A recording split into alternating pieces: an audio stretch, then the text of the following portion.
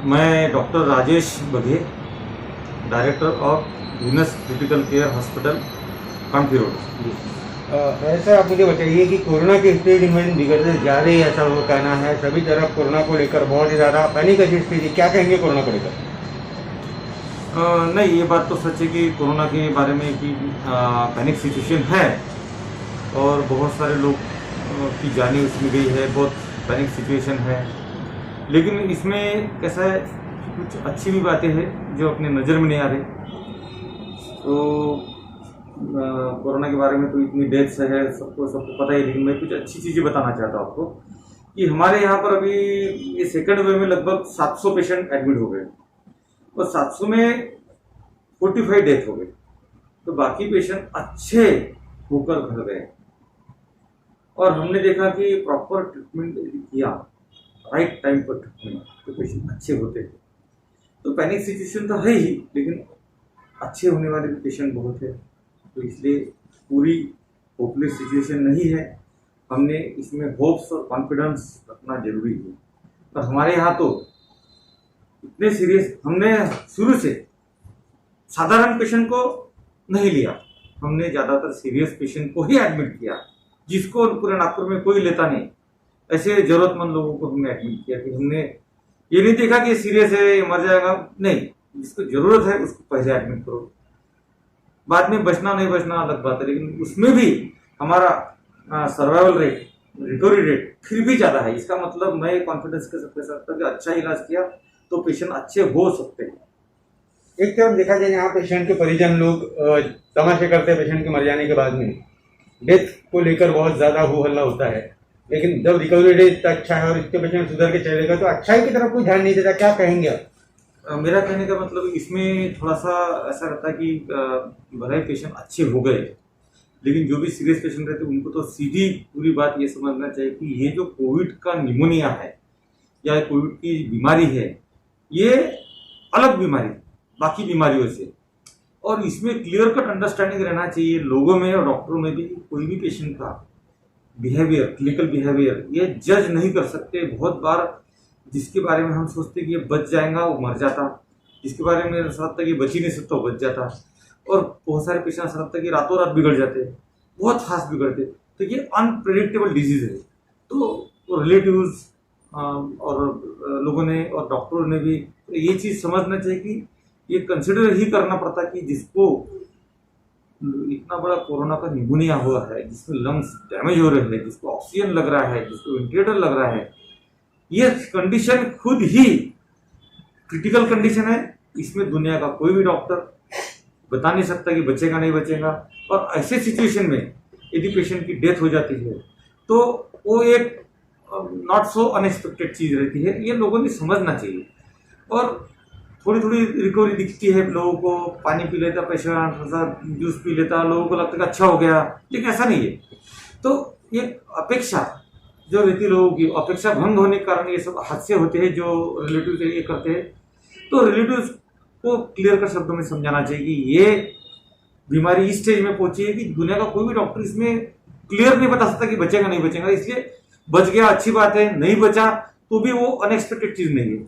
तो ये चीज़ लोगों के जहन में, लोगों के अंडरस्टैंडिंग में क्लियर कर डॉक्टरों ने बताना जरूरी है कि ये कंडीशन तुम्हारा पेशेंट पहुंचा है, तो अपेक्षा भंग नहीं होगा। और अपेक्षा भंग होने के कारण ही लोग झगड़ा करते हैं। दूसरा है बिल के कारण। तो ये सब चीज़ें पहले से यदि हमने अच्छी तरह से बता दिया पेशेंट के रिश्तेदार को, तो हम 99% हम उस चीज़ को अवॉइड कर सकते हैं। गवर्नमेंट पॉलिसीज की अगर बात करें, गवर्नमेंट पॉलिसी में ऐसा है कि कोविड की बॉडी जो है एनएमसी वालों को हैंडओवर करना होता है। लेकिन आजकल जो कोरोना है वो डिटेक्ट नहीं हो पा रहा। आरटीपीसीआर टेस्ट से भी निगेटिव होने के बाद भी कुछ सिम्टम्स ऐसे होते हैं कि पॉजिटिव जो है बॉडी जो है वो कोविड पॉजिटिव होती है, लेकिन बॉडी पॉजिटिव होने के बावजूद परिजनों को देना पड़ता है बिकॉज आरटीपीसीआर टेस्ट निगेटिव आया है। तो ऐसे जो हालात है इसमें गवर्नमेंट पॉलिसीज की हद तक की आपको जरूरत रखती चाहिए। मेरे हिसाब से गवर्नमेंट पॉलिसीज तो एकदम बराबर है। गवर्नमेंट ने क्लियर कट बोला है कि कोविड पेशेंट, कोविड निमोनिया और सस्पेक्टेड कोविड दोनों एक ही चीज़ है। आरटीपीसीआर निगेटिव भी रह सकता है, एंटीजन भी निगेटिव रह सकता है। सिटी स्कैन में डायग्नोसिस दिख रहा है कोविड का तो कोविड है। इवन सिटी स्कैन भी नहीं रहा तो डॉक्टर का यदि सस्पिशन है कि ये कोविड हो सकता है, दैट इज इनफ। और once we label the case as a covid और suspected covid, it should be covid, तो वो पेशेंट की डेथ होती है तो गवर्नमेंट की पॉलिसी तो एकदम अच्छी है कि उसको डिस्पोजल गवर्नमेंट के अथॉरिटी के थ्रू ही होता है, बहुत अच्छा कदम है उनका। तो लोगों ने उस चीज़ को सराहना चाहिए, उसको कोऑपरेट करना चाहिए। लेकिन बहुत सारे रिश्तेदार जिद करते कि हम बॉडी घर लेके जाएंगे, हम घर तो वो इन्फेक्टेड बॉडी घर लेके जाने से पूरा परिवार, पूरा आसपास के सभी लोग इन्फेक्ट होते हैं। मैं आपको बताना चाहता हूँ कि कोविड ये इन्फेक्शन हमें बहुत कुछ सिखाने आया है और अभी हमें सीखने की जरूरत है। ऑलरेडी हम लेट हो चुके हैं सीखने में। मुझे आश्चर्य लगता है कि आज भी जो कोविड के डेथ के पेशेंट के रिश्तेदार बॉडी क्लेम करते हैं, हम घर लेके जाते हैं, घर लेके जाके क्या करेंगे? रिचुअल्स तो अभी भूल जाओ, वो इन्फेक्टेड बॉडी को घर लेके जाके तुम क्या करोगे? अननेसेसरी।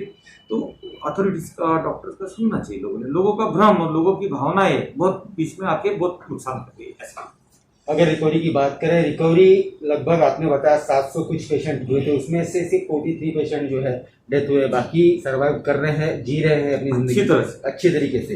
तो इस दौरान आपको और विनस हॉस्पिटल किस तरह की जद्दोजहद करनी पड़ी इन पेशेंट को बचाने के लिए, क्या कहेंगे आप? हर पेशेंट के लिए मेहनत करनी पड़ रही है, आसानी से कोई ठीक नहीं हो रहा है। मेरा मानना यह है कि राइट टाइम पर राइट ट्रीटमेंट मिलती है किसी को तो पेशेंट अच्छे होते हैं। उदाहरण के तौर पे एक पेशेंट है जिसको, देखो, हर पेशेंट को हेवी ट्रीटमेंट की जरूरत नहीं है। मैंने देखा कई पेशेंट कठिन परिस्थिति में आते हैं और उनको सिर्फ थोड़ी सी चीज़ मिल जाती है, थोड़ा सलाइन मिल जाता है, थोड़ा ऑक्सीजन मिल जाता है, बेड रेस्ट मिलता है, बेसिक सिंपल सस्ते वाले कुछ इंजेक्शन मिल जाते हैं, कॉर्टिकोस्टेरॉइड और एंटीबायोटिक मिल जाते हैं, तो पेशेंट एकदम रैपिड रिकवरी दिखाते। ये सिंपल चीज़ यदि हमने पेशेंट को दिया तो पेशेंट अच्छे हो सकते हैं। और कुछ पेशेंट तो कुछ भी दो अच्छे नहीं होते। तो ऐसे कई पेशेंट जो रहते हैं जिनको बेसिक सिंपल चीज़ यदि मिलती है तो पेशेंट ठीक होते हैं। तो ऐसे कई पेशेंट जो जिनको बेसिक सिंपल ट्रीटमेंट ना मिलने से उनकी डेथ होती है तो इससे मुझे दुख लगता है। इस बारे में मेरी कुछ राय यह है कि हम ऐसा है कि हमने कुछ गलतियाँ की हैं, तो वो दुरुस्त हो जाना चाहिए सब लोगों ने, जो पेशेंट के ट्रीटमेंट के बारे में, कि जो जिसको जो जरूरी है वो बेसिक चीज़ यदि हम दे सके, चाहे हम मेन आईसीयू में दे कि वार्ड में दे कि बेंच पे दे कि व्हीलचेयर पे दे, कहीं भी दो, पेशेंट को फायदा होता है तो हमने वो पेशेंट को देना चाहिए। अब हमने ये देखा कि जो बहुत ज़्यादा सीरियस पेशेंट है जिसको हाई एंड ट्रीटमेंट चल रही है फिर भी नहीं बच रहा है, उसमें इतने रिसोर्सेज जा रहे हैं। एक हाई एंड क्रिटिकल पेशेंट जिसको बचाने में पूरी ताकत लग रही है, उसके रिसोर्सेज जितने उसमें खत्म हो रहे हैं उतने रिसोर्सेज में 100 पेशेंट ठीक कर सकते हैं।